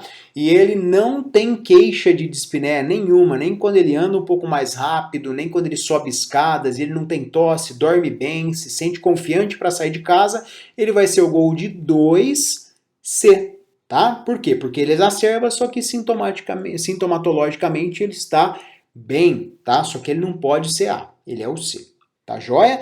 Antigamente a gente tinha desmembrado essa a gente não tinha desmembrado essa classificação espirométrica da sintomática e hoje a gente tem, tá? Então, o doente hoje pode sim perfeitamente ser um Gold 1D e ele também pode ser um Gold 4A ou B, que antigamente podia ser o 3, 4, só C e D, tá? Então, essa foi a principal alteração. Então, vou dar esses exemplos aí para vocês, ó, paciente 1, VF, e aqui eu já estou falando para vocês que esses doentes têm obstrução ao fluxo aéreo, VF1 pós-broncodilatador. Então, dá para eu falar aqui para vocês que os dois são o quê? Gold, menor que 30, menor ou igual a 29. 4. CAT score de 18 os dois. Ou seja, eles vão ser o quê? Ou eles vão ser bola, ou eles vão ser dado. Tá? Eu já sei que os dois são 4. Agora, na classificação espirométrica antes de 2017... eu não poderia ter um Gold 4 bola, ele teria que ser dado, tá? Por isso que eu estou falando aqui para vocês. No passado, ambos seriam 4D. No entanto, atualmente, o doente à esquerda, ele não exacerbou. O doente à direita, ele teve 2 exacerbações no último ano, tá? Então, o paciente 1, 4 bola, o paciente 2, 4 dado, tá? Vista a exacerbação que esse doente teve, 2 exacerbações independente do grau de exacerbação, 2 ou mais. Se for leve, ele já migra de classificar a joia. Então ali a gente já fez o fluxograma diagnóstico do paciente portador de DPOC. A partir do momento que eu consigo diagnosticar esse doente, eu consigo prognosticá-lo e consigo também predizer a melhor estratégia terapêutica clusterizada para esse doente, a melhor estratégia terapêutica para aquele subgrupo de doente, tá? E em linhas gerais, o tratamento do DPOC, ele também é o tratamento da comorbidade, das comorbidades do paciente, ele também é o tratamento da dispneia incapacitante, ele também é vacinação, cessar tabagismo, reabilitação pulmonar, orientação de exercício físico, o tratamento ele deve ser multimodal, o tratamento ele também deve ser multifatorial, envolver várias especialidades, envolver uma equipe multiprofissional em volta, tá? Então não dá pra gente achar que a gente vai tratar um paciente DPOC sozinho e também que o dispositivo inalatório vai salvá-lo. Não é bem assim. A gente tende a focar muito no tratamento medicamentoso, no entanto, o tratamento de uma boa equipe multiprofissional para esse doente com certeza melhora e muito o prognóstico dele quando comparado a drogas inalatórias, tá bom? Então, para falar para vocês, o tratamento em linhas gerais, cessar tabagismo para esse paciente é o ponto-chave do tratamento. Por quê? Porque cessar tabagismo é a única medida que me previne a perda progressiva de função pulmonar e leva aquela linha de base mais para uma angulação um pouco menor, tende a voltar para a perda fisiológica dos 20 ml por ano, tá? O tabagismo ele acelera a perda de função pulmonar para mais que 20 ml por ano. Falar para vocês também que a eficácia dos cigarros eletrônicos ela ainda é incerta, os vapers eles não devem ser usados em hipótese alguma pelo risco de EVALI, né, que é a lesão pulmonar aguda induzida pelos e-cigarettes, e a cessação tabágica é a única intervenção que demonstrou alterar a curva de progressão de perda de função pulmonar. A reabilitação pulmonar e terapia farmacológica elas melhoram o sintoma, capacidade de exercício e qualidade de vida. No entanto, nenhuma das duas aumenta a sobrevida. E aqui eu trago o QR Code para vocês. Como a gente não tem tanto tempo na aula, não dá para a gente falar pormenorizadamente sobre questão de cessação tabágica, eu trago o QR Code de um podcast que eu gravei junto com a chefe do departamento de psiquiatria e psicologia, a doutora Renata Azevedo, da Unicamp aqui, que é referência no Brasil em cessação tabágica. Eu já deixo aí o convite para vocês para conhecerem o meu podcast, que é o Pneumocast, que é um podcast que fala sobre pneumologia e assuntos sobre Covid também. Tá? Então abordar em toda consulta, a gente tem que sempre trazer o meu doente que está em pré-contemplação para o período de contemplação e eventualmente para o período de ação. Se ele cessou o tabagismo, a prevenção de recaída tem que ser agressiva sempre. Então sempre acessar o grau de clemente proteástica que esse doente está quanto à vontade de parar de fumar, tá? Só que sempre que eu vou fornecer uma estratégia terapêutica para esse doente cessar tabagismo, eu também vou acessar o risco de abstinência que esse doente tem no momento de cessar tabagismo pela escala de dependência de Fargestrom, tá? E as duas principais perguntas na escala de dependência de Fargestrom, a primeira é a carga tabágica, né, que eu preciso saber desse meu doente, quantos cigarros ele fuma por dia, e uma pergunta chave para esse doente é: quanto tempo depois que ele acorda ele fuma o primeiro cigarro? Se ele falar para você que fuma logo ao acordar ou não passa 2 minutos, ele já fuma esse cigarro, ele tem uma dependência importante, tá? Então, um doente que fuma mais que 20 cigarros por dia e fuma no primeiro, imediatamente quando ele acorda, ele é um doente que tem uma dependência importante, pontuando mais que 6 pontos na escala de dependência de Fargestrom. Convido a vocês a ouvirem esse podcast, já convido vocês a ouvirem todos os outros podcasts da nossa plataforma que a gente tem feito com muito carinho, tá? Quanto à terapia de manutenção e prevenção de exacerbações, a medida mais importante que pode reduzir doença grave, infecção de trato respiratório inferior, hospitalizações e diminuir mortalidade de pacientes é a vacinação anual anti-influenza da cepa que vem do hemisfério norte. Esse ano, eventualmente, por força da pandemia, a gente teve a maior campanha de vacinação anti-influenza da história, tá? Isso é um fato positivo em meio a tantos negativos. Os efeitos colaterais, eles costumam ser leves e transitórios, tá? O paciente não pode ter gripe, já que o veículo da vacina fala que, de fato, não pode ter gripe, porque a vacina é de vírus inativo, né? E pode estimular o sistema imune a produzir alguns anticorpos e eventualmente o doente vai ter mialgia e febre. No entanto, isso não necessariamente é síndrome gripal, tá? Seu efeito protetor ele dura de 6 a 12 meses aproximadamente e o corpo produz anticorpos neutralizantes de 4 a 6 semanas. Por isso, se esse doente vacina imediatamente, cursa com síndrome gripal 2, 3 semanas depois, deve ser sim colocado no hall diagnóstico infecção por influenza. E só é contraindicada para pacientes que têm alergia à proteína do ovo, já que tem proteína de ovo na sua formulação. Já a vacina antipneumocócica, eu trago para vocês a tabela da Sociedade Brasileira de Imunologia, Gerontologia e Geriatria.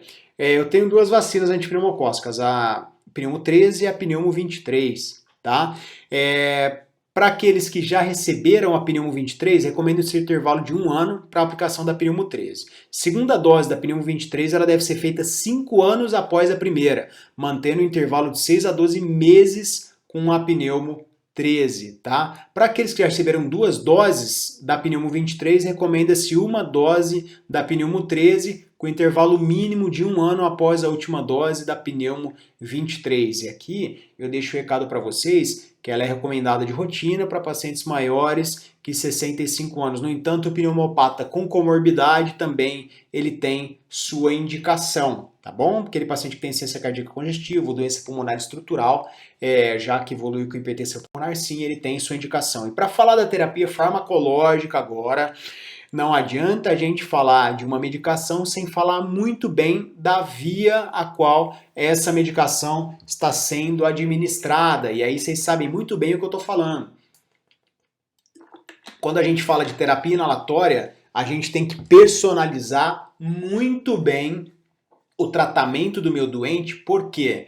Porque não adianta nada eu dar o melhor remédio possível para o meu doente, sendo que ele não consegue aspirar a minha medicação, sendo que o dispositivo não é o ideal. Por isso aqui eu faço uma pausa para falar para vocês sobre os dispositivos inalatórios. Eu prometo não me alongar muito, tá?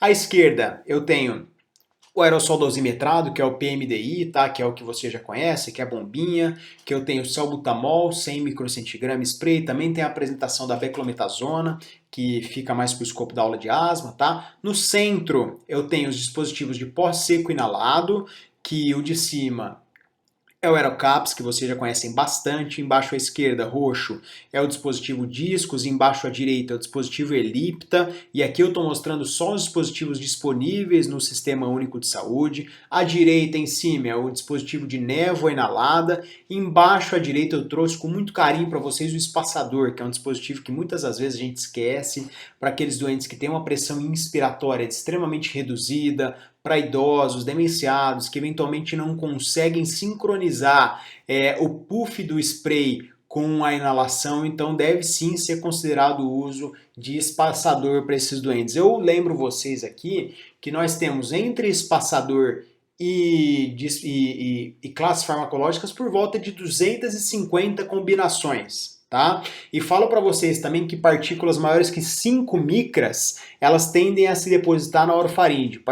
Que são partículas entre 2 e 5 micras, que chamam finas, elas tendem a depositar um pouco menos, ao passo em que a partícula extra fina ela é melhor. Ela já deposita na região da periferia dos nossos pulmões, então não tem nenhum trial que tenha demonstrado superioridade da partícula extra fina em relação à fina, tá? Falando um detalhe importante para vocês também, aproximadamente 1/3 dos pacientes comete ao menos um erro crítico no uso do seu dispositivo inalatório. Erro crítico é aquele que não permite o delivery da medicação onde ela precisa agir. Tá? Em um rigoroso estudo prospectivo observacional com pacientes portadores de doença pulmonar obstrutiva crônica que foram de alta com um dispositivo de pó seco inalado, que são esses 3 do meio, apenas 23% mantiveram adesão em ambiente domiciliar. Tá? Tem algumas variáveis que elas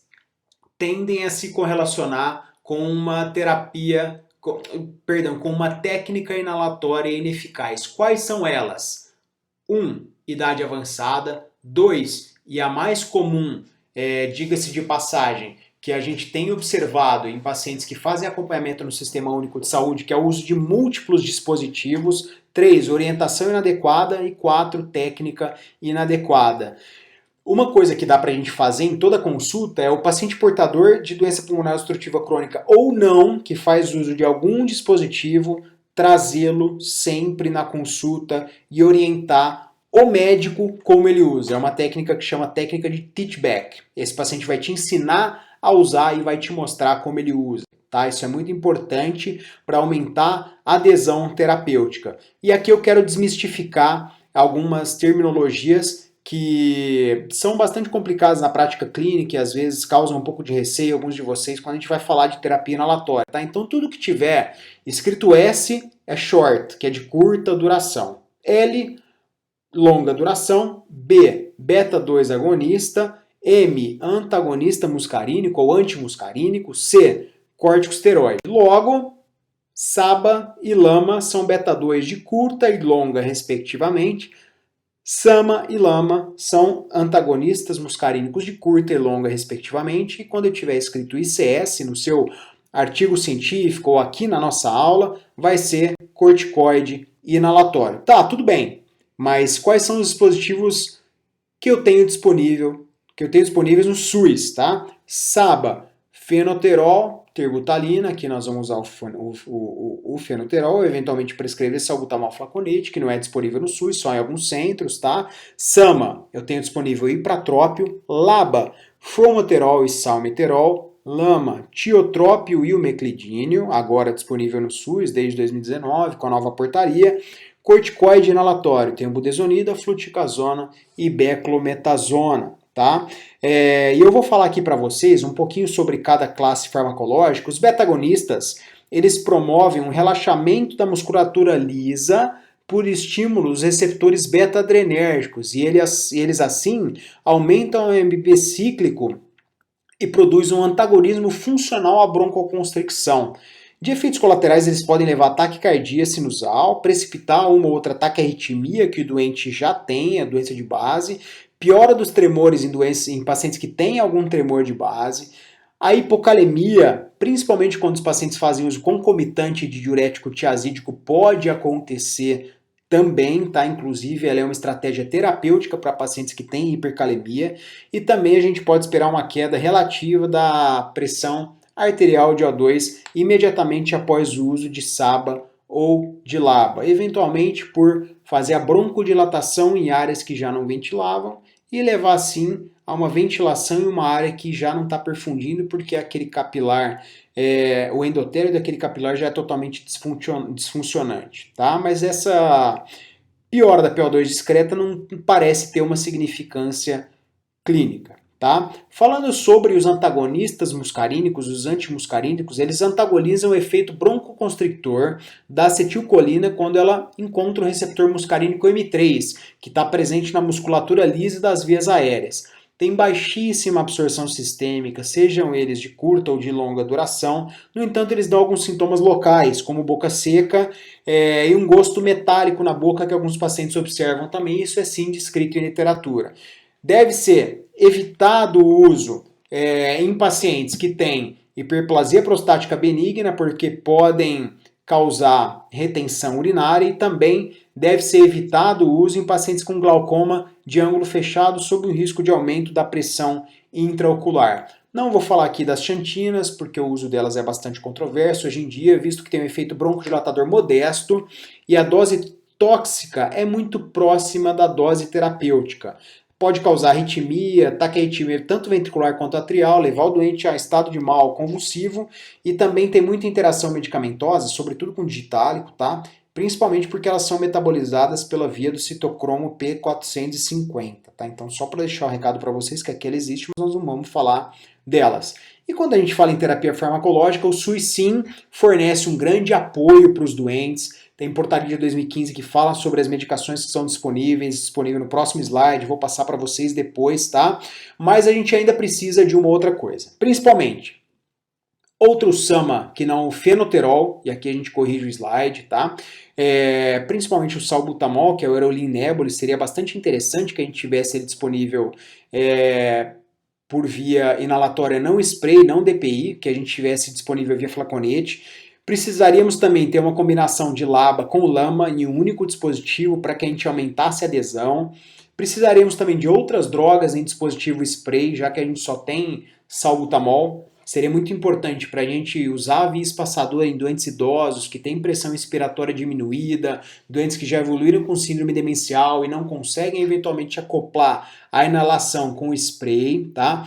a gente precisaria de liberação de antimuscarínico de longa, não só pela função pulmonar, já que isso não existe mais, já que hoje a classificação deve ser sim sintomática e a escolha terapêutica, que nós vamos falar daqui um pouco, deve levar em conta outras variáveis que não só a função pulmonar. E também seria muito interessante que a gente tivesse espaçador disponível via SUS, sobretudo no ambiente hospitalar, em que o doente precisaria utilizar esses dispositivos via espaçador, já que quando o doente interna, ele tem uma discreta diminuição da pressão inspiratória e o uso de dispositivos com pó seco inalado ficam comprometidos, tá? Aqui, da Secretaria Estadual de Saúde de 2015, falando das medicações que são disponíveis, depois eu deixo à disposição de vocês.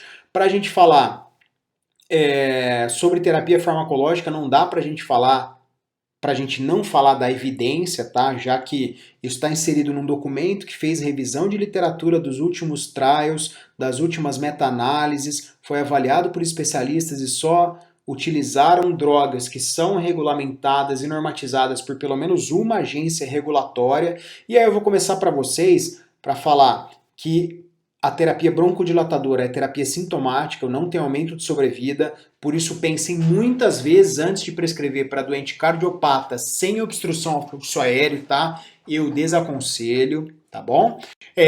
SABA ou SAMA, se necessário, melhora VF1 e melhora sintoma, como evidência A. A combinação de SABA mais SAMA é superior a SABA ou SAMA em melhora do volume inspiratório forçado e tratamento dos sintomas, também é evidência A. LABA e LAMA, devagarzinho vocês vão familiarizando com essa terminologia, tá? Então, antagonista muscarínico de longa e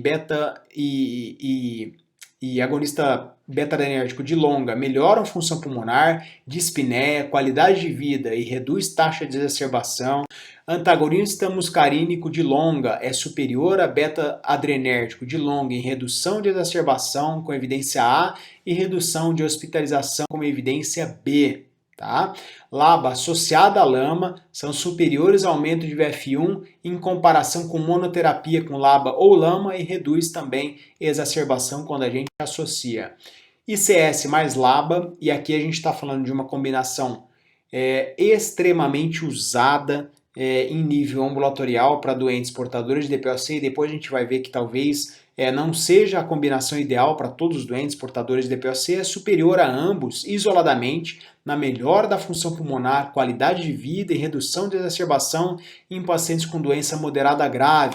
No entanto, corticoide inalado aumenta risco de pneumonia com evidência A. Terapia tripla, estudada pelo Impact Trial, publicada no New England, se eu não me engano, em 2018, melhora a função pulmonar, qualidade de vida, reduz a exacerbação quando comparado a outras terapias. Inibidor de fosfodiesterase 4, e aqui eu falo do roflumilast, deve ser usado para DPOC grave, o paciente portador de bronquite crônica, fenótipo exacerbador e preferencialmente obeso e constipado, já que um dos efeitos colaterais é a perda ponderal e diarreia, tá? E também melhora a função pulmonar e exacerbações.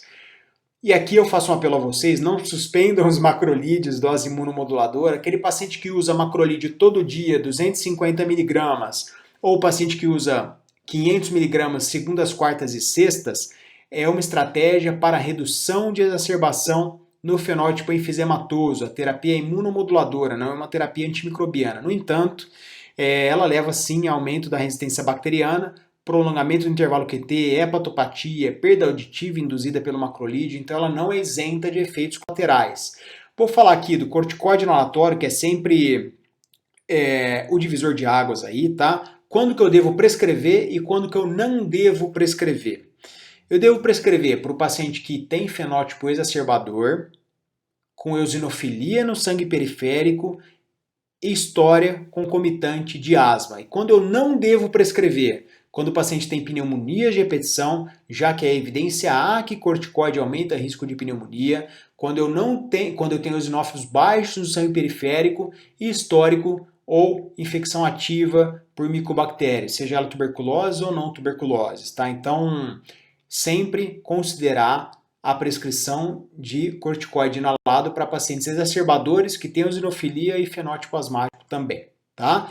Então, tratamento farmacológico inicial, a gente já discutiu os grupos, vou falar um pouco rápido aqui. DPOC, grupo A, paciente que não tem exacerbado e sintomatologicamente está bem. Broncodilatador se necessário. B, eu devo entrar com algum broncodilatador de longa, já que ele está sintomático, mas não está exacerbando. C, preferir antagonista muscarínico de longa. E o D, a classificação do D, esse é um doente um pouco mais grave. A gente vai aumentando o tratamento dele à medida que ele exacerba ou piora clinicamente. Então, ou eu vou utilizar um antagonista, um antimuscarínico de longa, ou lama mais LABA, ou lama mais LABA mais corticoide inalatório, tá? Em associação, isso a depender das nuances do corticoide inalado. E aqui eu falo para vocês que o Gold também trouxe essa classificação quanto a dispneia e quanto às exacerbações, tá? Que anda junto com a classificação sintomática. A gente deve tomar bastante cuidado, porque se as classificações se superajuntarem, eu devo levar em conta sempre a classificação de exacerbações, tá? Sempre tratar demais esse doente, já que ele é o paciente que tem dispneia, está progredindo e tem exacerbações e está progredindo.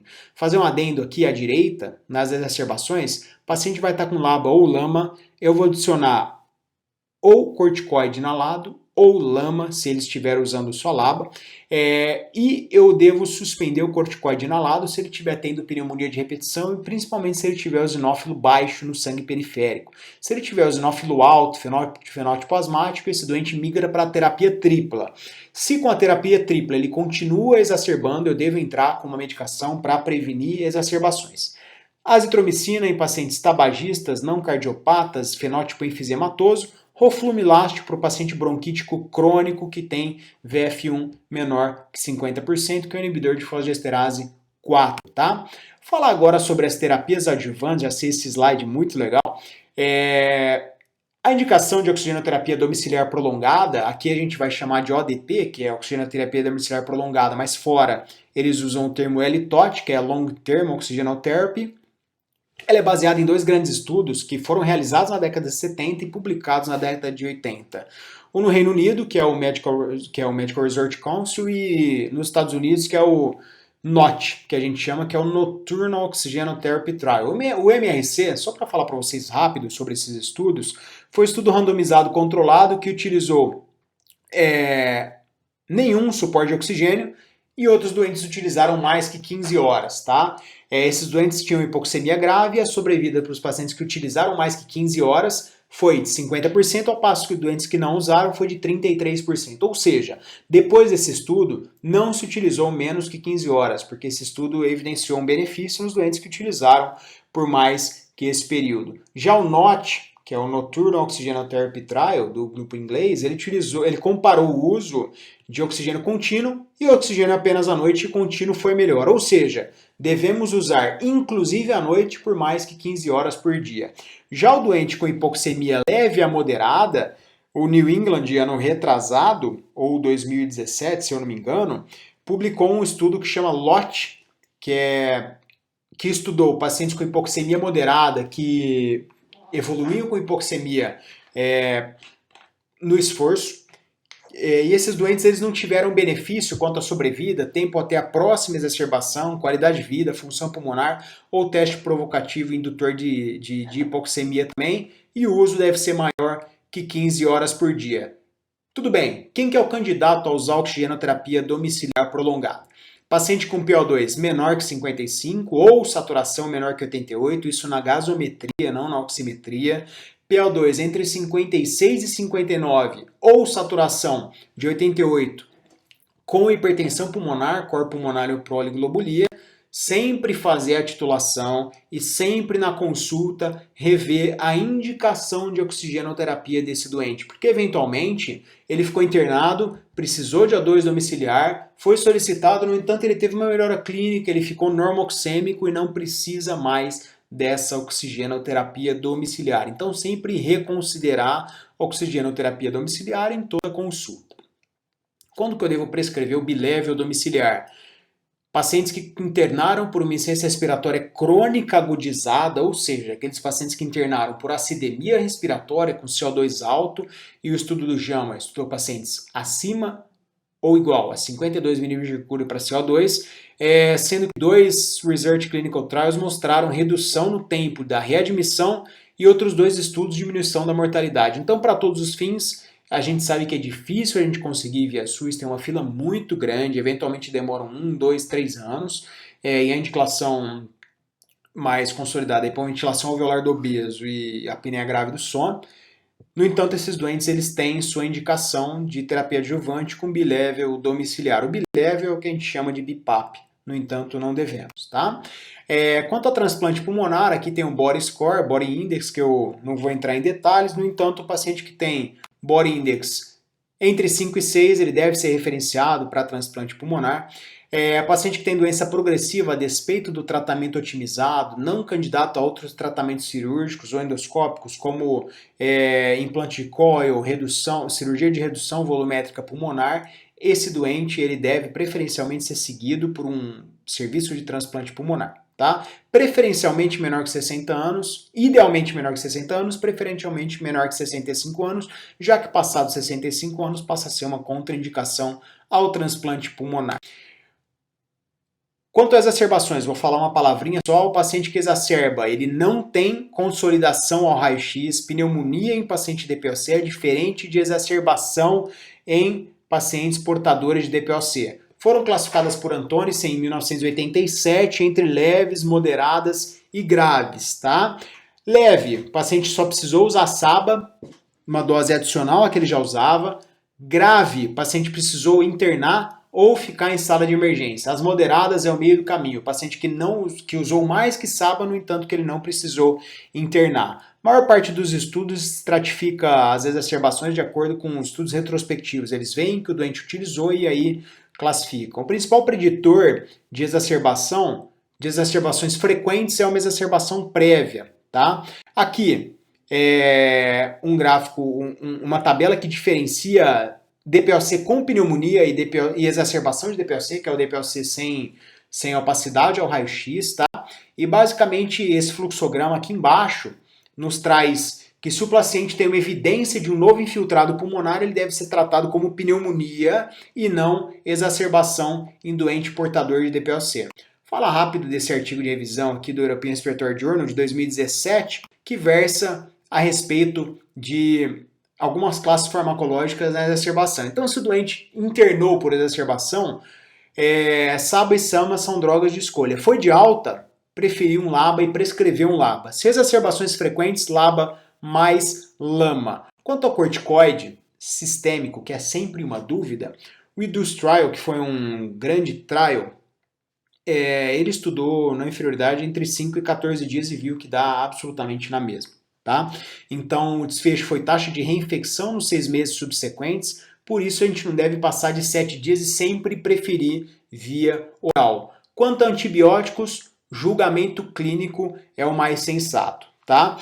Tem alguns biomarcadores que nos ajudam na prescrição, principalmente procalcitonina, mas a gente sabe que não é difusamente, que não é difundido. Tá? E não é disponível via SUS, então a gente deve usar por no máximo 7 dias terapia antimicrobiana. Falando sobre cuidados paliativos, tá? A dispneia deve ser sempre agressivamente tratada, tá? Então a gente tem um trajeto da doença, né, o curso natural da doença, que são os cuidados curativos, né, depois evolui para cuidados paliativos, cuidados em hospice e após cuidados para fins de vida. E a gente sabe que o opioide ele deve sim ser prescrito para dispneia incapacitante e tratada agressivamente, tá? O2, eventualmente para doentes, mesmo que eles não dessaturem, mesmo que a saturação seja maior que 88, se eles tiverem uma dispneia incapacitante, sobretudo se eles tiverem neoplasia concomitante. E um estudo interessante mostrou que ventilador direcionado à face, principalmente a musculatura do masseter, pode aliviar dispneia nesses doentes. Melhora do status nutricional pode melhorar a dispneia nesses doentes e o cansaço pode melhorar com plano de automanuseio, reabilitação pulmonar e também suplementação nutricional. Trazer para vocês em breves minutos aqui esse artigo interessante, tá? Que foi publicado no International Journal of COPD, do que a gente não deve fazer no paciente DPOC. É muito interessante quando vem esse tipo de artigo, porque a gente começa a refletir algumas coisas que a gente faz no nosso dia a dia. Então, tá aí o artigo, foi publicado em 2018, quem tiver interesse é só me mandar um direct lá no @pneumologista, que eu terei o maior prazer em mandar, tá? Então, pacientes com DPOC estável, tá? Não administrar corticoide inalado como rotina, não solicitar espirometrias de rotina, não iniciar tratamento sem espirometria confirmatória de obstrução ao fluxo aéreo, não realizar espiros sempre a toda consulta e não modificar terapia inalatória sem checar a adesão terapêutica e sem checar a adesão ao dispositivo desse doente, tá? Então toma bastante cuidado com isso. Pacientes com exacerbação de DPOC, não prescrever terapia com oxigênio com pacientes com PO2 acima ou igual a 60, tá? Não prescrever também corticoide por mais que 14 dias e também não realizar espirometrias para pacientes sim com DPOC exacerbado, pacientes que já têm diagnóstico, tá? E pacientes com plano de automanuseio, tá? Eles não devem descontinuar nenhuma terapia, não devem usar incorretamente nenhuma medicação inalatória, isso soa meio que óbvio, né? E também não devem tomar medicações sem orientação médica, tá joia? Então um artigo bastante interessante aí que nos faz refletir uma reflexão reversa, tá? Traz esse artigo também que essa demanda vai chegar cada vez mais para nós, para vocês, na atenção básica de saúde, na medicina da família e comunidade, já que o número de voos vem aumentando e muito, tá? Nós estamos em fase da pandemia, os voos foram bloqueados, alguns agora, no entanto, a gente deve sempre ter isso em mente para dar o melhor tratamento para o nosso doente. Esse artigo foi publicado no European Respiratory Review em 2018, ele tem um título interessante, né? Should I Stay or Should I Go?